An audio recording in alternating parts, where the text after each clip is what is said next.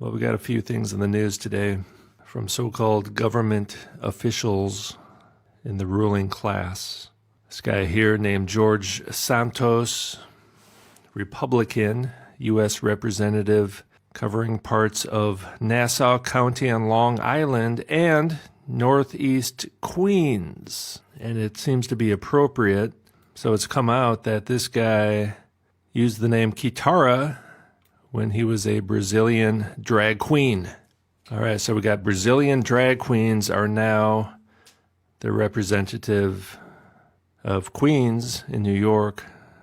Now, this guy has apparently been accused of all kinds of frauds and lies. You'd think they would vet these guys out. Personal life, he married a woman, then got divorced, and then in 2014 began dating a man. They lived together until the man moved out, and in 2020 he's living with a guy named Matt, who he's called his husband. And then here it says Santos was a drag queen when he lived in Brazil, using the drag name Kitara Ravach. So why does the Republican Party have a guy like this? Now, it's hard to tell, right? A gay Brazilian man or an FTM, a little bit difficult to tell. I'm just trying to keep this simple here.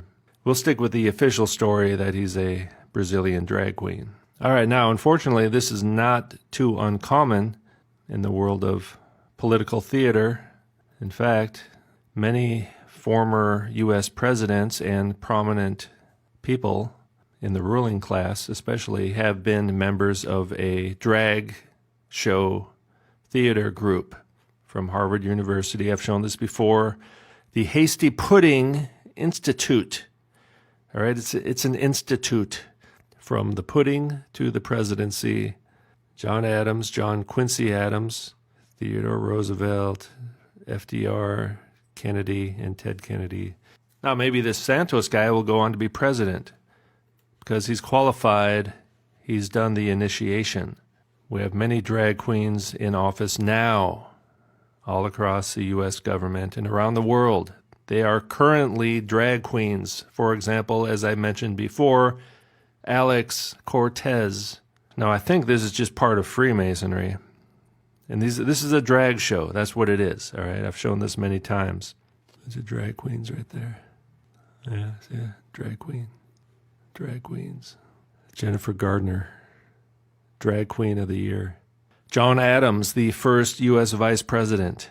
John Quincy Adams, his son, sixth U.S. president, who was also a U.S. representative before that.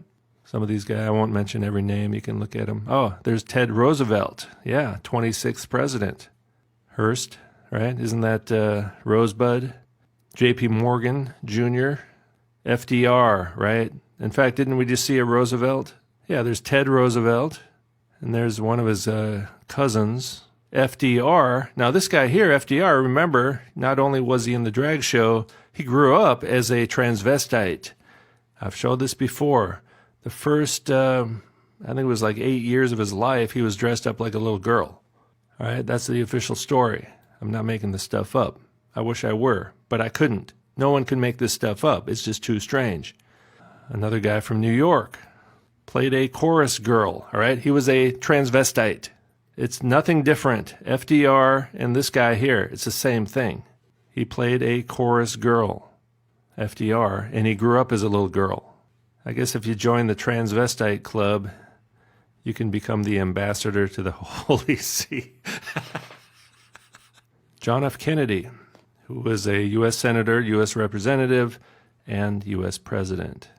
Active member. Was not a passive member. He was an active member in the Hasty Pudding Club. And his brother, Ted Kennedy, who was another active Hasty Pudding Club member. And then, of course, Herman Munster, Jack Lemmon. Stockard Channing played a first lady in the West Wing. Well, there you go. Played a first lady. That sounds about right. And let's check out Stockard. Oh, yeah. We know what's going on there, right? It's another Hasty Pudding Club member. Another, what do they call it? Drag queen. That's what that is right there. I mean, just look with your eyes, please. And on a related note, New Zealand Prime Minister Jack Ardern is resigning. Now, in his resignation speech, he said, "It was the greatest role of my life." So this is another role. This is a theatrical role. This is theater. It's like a movie, right? It's theater. It's fiction. Now, this person is actually a terrorist and should be put in prison if there were any justice in the world. And just like Stockard Channing played a role as First Lady in the West Wing, this person played a role as Prime Minister of New Zealand. This person's an actor and a terrorist, a deceiver. Think about that the quote-unquote mosque shooting. Remember that? And the fake pandemic, the false sign and wonder, right? False signs and wonders, fake pandemics, deception. These people are deceiving demons, right? It's another one of these drag queens right here. In fact, I have an idea what this person could do now that he's resigning from this role. I would suggest this person could be in a Munsters reboot. Now, I think someone recently made a movie about that, but they could bring back the sitcom. This person could play Herman Munster. So in the speech, pretends to cry and then says something like, let's just listen to it. And will always be the greatest role of my life. I leave behind a belief that you can be kind but strong, empathetic but decisive, optimistic but focused. So giving us a little bit of yin and yang there, right? The polar opposites, the male and the female combined into one. And I've shown before many times this person has large parties. Now this is good news, this person's leaving, but what's coming next? I don't think it's going to be too much better. Maybe it didn't meet its quota of lethal injections. All right, so that's it for today, and let's close out with a little scripture. These Psalms are pretty intense, actually. I read one of these a day, usually in the morning. Kind of gets me, it kind of prepares me for the day, helps me understand this world we're living in, this temporary evil world, and it is temporary, and it is evil. Cruel rulers are not your allies, those who make oppressive laws. They conspire against the blameless and condemn to death the innocent. Now, I actually like this translation. It's very clear and simple. I think they simplified it quite a bit. And the good thing about this is this is netbible.org, by the way. It's a pretty useful site. It's free. You can get the Hebrew and the Greek and a bunch of really good notes. So the translation's a bit on the kind of paraphrase style, but they do explain it. This TN means translator note. A throne of destruction. So they'll actually tell you what it really says, but then they kind of translate it in a simpler way to read. You know, there's different ways of translating the Bible. A throne of destruction. Throne stands here by metonymy for rulers who occupy thrones. Like the Game of Thrones.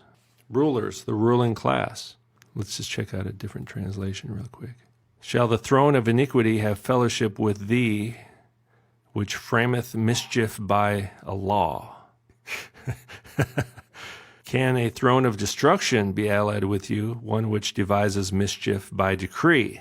So the Hebrew literally says, is a throne of destruction united to you, one that forms trouble upon a statute? But see, that's very awkward in English, and it's hard to understand, isn't it? Cruel rulers are not your allies, those who make oppressive laws. They conspire against the blameless and condemn to death the innocent. This is what's happening now in the world, right now. In fact, the Hebrew says literally, and the blood of the innocent they declare guilty. I mean, I can relate to this myself. I was considered the bad guy for not injecting poison into my body. I was one of the best employees of the place I used to work. I was innocent. I was just a guy doing my job. I was always the first one there in the morning, every single day. I got there at 6 a.m. every single day. First one to arrive. For 8 years, they declared me guilty. Now I was able to bear witness, and in their rejecting of the witness, they condemn themselves to eternal destruction, and that's fine. That's the way things are going to play out here. I normally would not have witnessed to my fellow coworkers or my boss, but when they declared me guilty, even though I was innocent, it was an opportunity to witness to them, and they rejected that witness, and they themselves will burn in hell because of that. And that's fine. That's efficient, I think. People are being separated into wheat and tares, right? So it's actually the ones who are persecuted are the wheat. The ones who get fired, the ones who the world hates are actually the wheat. And the people who the world loves are the tares. But the Lord will protect me, and my God will shelter me. He will pay them back for their sin. He will destroy them because of their evil. The Lord our God, Yahweh, will destroy them. All right, so it says it right there very clearly. All these evil rulers, cruel rulers, or the throne of destruction, those who make oppressive laws, right, mandates, people like this, there's a cruel ruler right there on a throne of destruction. And think about the guy in Australia who literally said, we will have a vaccinated economy. You cannot buy or sell unless you take the mark of the beast. That's what that means. You cannot work or go shopping. So justice will be done. They will be destroyed.